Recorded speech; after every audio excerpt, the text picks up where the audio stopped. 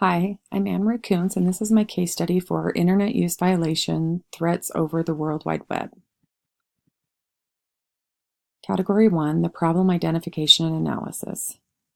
What do I know? I know that this high school is in an affluent area. The case concerns a second-year teacher who runs a really structured classroom. She has a very serious approach, and she also teaches rigorous subjects. Some problems arise. Students are feeling stressed. Parents are complaining. The principal is experienced and very revered. He's an award winner. He has attempted to resolve several of these complaints with the teacher. However, in the second year of the teacher's career, a threatening email and information on a website show up. What do I need to know? I need to know how much of the complaints from parents and students have a basis. I also need to know if the principal's documenting the complaints and the coaching attempts with this teacher. Are there any other circumstances or instances that could be related to these threats at hand? And how can I best support the students, the parents, as well as the teacher in this situation? The problem is that the teacher needs immediate help. There are safety concerns. We need to talk about help in the forms of supports for the teacher, not only immediate, but as well as teaching supports for her, as well as what district resources are available to help. Category 2, my proposed plan of action. My first step in my plan of action would be to review the policy. First, determining is there a district policy that discusses the topic of web threats, internet threats, email threats, and the safety of our district employees. Next, I would need to determine what resources, as well as any proper procedures that need to be followed for this type of incident where there's been a threat made to a teacher.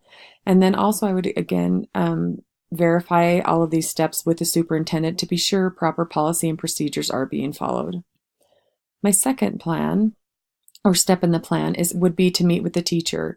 I would ask her to explain to me everything that she knows so that we can hopefully collect all the information that may be pertaining to these threats and how to help get to a resolution as quickly as possible. We would discuss the threat and explain specific steps that the district is going to take in reaction to this threat. And we will also then, by speaking with the teacher, determine the support that the teacher needs at this time. My third step would be to conduct an investigation. First, I would follow the steps outlined by the district without accusing anyone at first, although in the case that talked about the teacher suggesting it could be one student. In particular, we would want to make sure that we followed proper procedure, specifically in reference to an investigation. We would also advise any authorities and legal counsel that we may need to keep them apprised of the situation, and so that we can recruit their help as possible resources also. Then working collaboratively with all parties to resolve the issue. My fourth step would be to communicate regularly. First, to communicate regularly with the teacher to keep her apprised of the steps that we're following and where we are at in the process, and to continue to lend that support to that teacher. I would also make sure that I would be communicating regularly with the superintendent about the issues at hand and what the school is doing. And then also keep in constant communication with the authorities and our legal counsel to make sure that we are doing those things that are necessary, and making sure that all areas of communication are two-way and are open so that information can be passed along quickly and efficiently. Category 3, resolving the issues. Step 1 in my plan, following approved policy helps promote student success. As Metter states, make sure you always follow your school district's policies and procedures, never acting outside of these guidelines that are set for you. And Metter also states, if you ever run into something you're not quite sure about, you should take the time to talk to another administrator or contact your district's attorney. It is better to be safe than sorry. Step 2, meeting with the teacher. Communication with teachers promotes student success. As Hughes, Matt, and O'Reilly assert, teachers that participated in a study provided insight as to which forms of support they valued most from principals.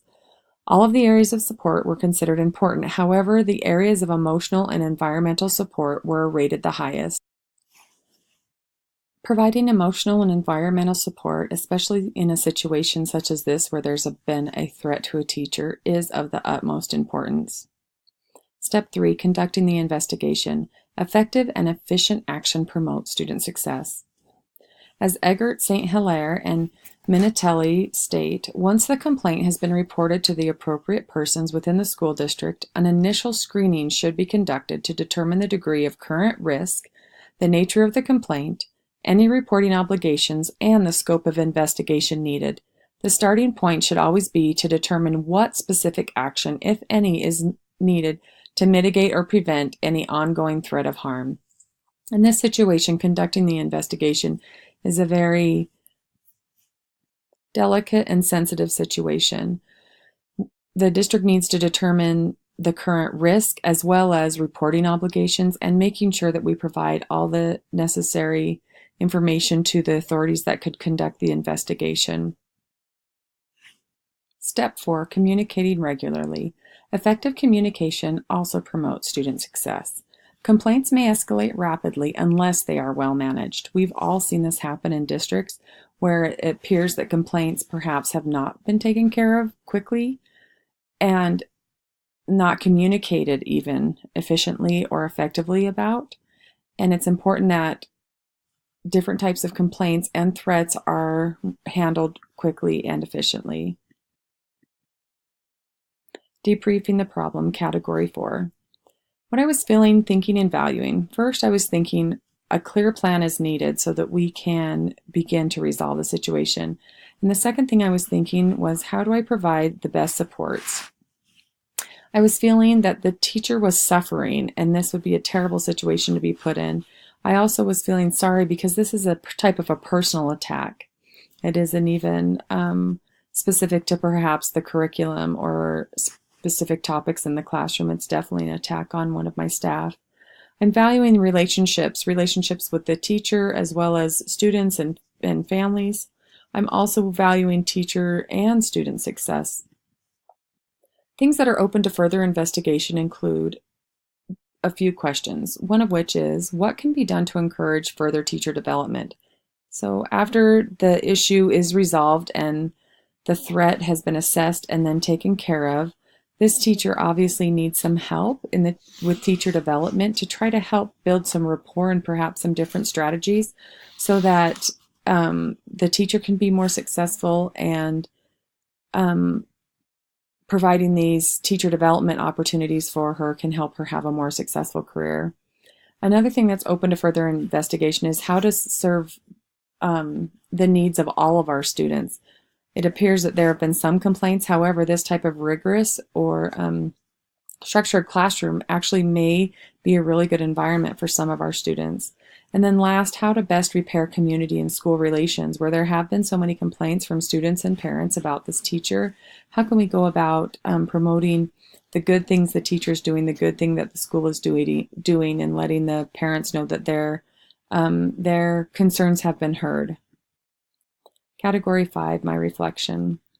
Component 1, my effective multifaceted plan promotes the success of every student by acting with integrity. First, by nurturing a culture of integrity within the school, as well as utilizing those resources at hand with integrity. By building relationships amongst staff, specifically with the teacher that is needing the support at this time, and also opening up effective channels of communication. Component 2, my effective multifaceted plan promotes the success of every student by acting with fairness. First, by strengthening relationships again with staff. Also building trust. I believe that by not accusing a specific student without due investigation is important to make sure that everyone is feeling that they are being treated fairly, and also providing help to the teacher. And this helps show the teacher that fairness is being provided and that the school's acting with fairness. Even though there have been complaints, there's no reason why a threat of this nature should be tolerated. Component 3, my effective multifaceted plans promotes the success of every student by acting in an ethical manner by, first, nurturing a culture of ethical values, by letting the teacher know that we understand there's a certain code of ethics and we're going to make sure that all of us, including the district, in supporting her, are following those ethical values. Also, by taking action, by assessing the situation and then creating the plan, helps us to act in an ethical manner. And then last would be the district as well as me, and having a commitment to procedures and ethics throughout the entire process. These are my resources for my case study. Thank you so much.